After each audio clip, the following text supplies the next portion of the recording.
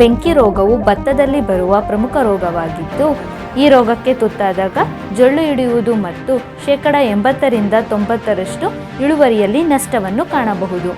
ಈ ರೋಗದ ರೋಗಲಕ್ಷಣಗಳನ್ನು ನೋಡೋದಾದರೆ, ಪ್ರಾರಂಭದ ಹಂತದಲ್ಲಿ ಎಲೆಗಳ ಮೇಲೆ ವಜ್ರಾಕಾರದ ಮಚ್ಚೆಗಳು ಪ್ರಾರಂಭವಾಗುತ್ತವೆ.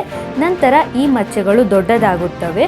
ಒಳಪದರದಲ್ಲಿ ಬೂದು ಬಣ್ಣ ಹಾಗೂ ಹೊರಪದರದಲ್ಲಿ ಕಂದು ಅಥವಾ ಕೆಂಪು ಬಣ್ಣದಿಂದ ಕೂಡಿರುತ್ತವೆ. ನಂತರ ಮಚ್ಚೆಗಳು ತಮ್ಮ ಆಕಾರವನ್ನು ಹೆಚ್ಚಿಸುತ್ತಾ ಹೋಗುತ್ತವೆ.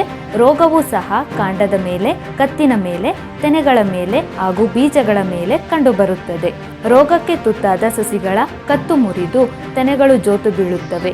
ಇಳುವರಿಯಲ್ಲಿ ನಷ್ಟ ಹಾಗೂ ಜೊಳ್ಳು ಹಿಡಿದ ಬೀಜಗಳನ್ನು ಸಹ ನಾವು ನೋಡಬಹುದು.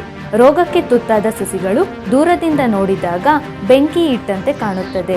ಆದ್ದರಿಂದ ಈ ರೋಗವನ್ನು ಭತ್ತದಲ್ಲಿ ಬರುವ ಬೆಂಕಿ ರೋಗ ಎಂದೇ ಕರೆಯುತ್ತಾರೆ. ನಿರ್ವಹಣೆ: ಮುಂಜಾಗ್ರತಾ ಕ್ರಮವಾಗಿ ರೋಗ ನಿರೋಧಕ ತಳಿಗಳನ್ನು ಬಳಸಬೇಕು.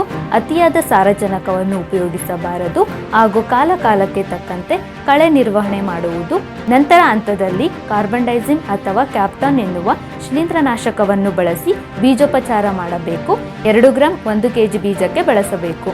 ಈ ರೋಗವನ್ನು ರಾಸಾಯನಿಕವಾಗಿ ಹೇಗೆ ಕಂಟ್ರೋಲ್ ಮಾಡೋದು ಅಂತ ನೋಡೋದಾದರೆ, ಕಾರ್ಬನ್ಡೈಸಿಮ್ ಹೊಂದಿರುವಂತಹ ಬ್ಯಾವಿಸ್ಟಿನ್ 2 ಗ್ರಾಂ ಪ್ರತಿ ಲೀಟರ್ ನೀರಿಗೆ ಹೂ ಬಿಡುವ ಹಂತದಲ್ಲಿ, ಪ್ಯಾನಿಕಲ್ ಹಂತದಲ್ಲಿ ಹಾಗೂ ಟಿಲ್ಲರಿ ಹಂತದಲ್ಲಿ ಬಳಸಬೇಕು. ಅಥವಾ ಬಾನ್ 1 ಗ್ರಾಂ 1 ಲೀಟರ್ ನೀರಿಗೆ ಬಳಸಿ. ಈ ವಿಡಿಯೋದಲ್ಲಿ ಮೆನ್ಷನ್ ಮಾಡಿರುವಂತಹ ಎಲ್ಲ ಪ್ರಾಡಕ್ಟ್ಸು ಸಹ ನಮ್ಮ ಅಗ್ರಿಪ್ಲೆಕ್ಸ್ ವೆಬ್ಸೈಟಲ್ಲಿ ಸಿಗುತ್ತೆ. ಈ ಕೂಡಲೇ ಸಂಪರ್ಕಿಸಿ.